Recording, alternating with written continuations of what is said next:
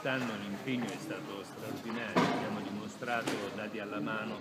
che vi è stato un incremento drammatico del numero di migranti arrivati nel distretto di Catania e ben un terzo di questi provengono dalla Siria e dalla Palestina, e questo quindi con rotte diverse da quelle seguite nel passato. Questa è già una terra nella quale si lavora moltissimo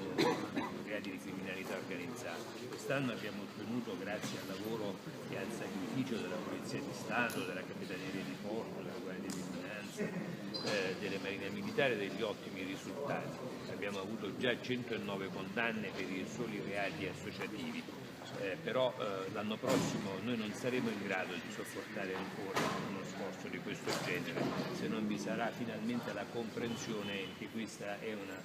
dinamica che non si può affrontare solo sul piano penale e solo nei singoli distretti.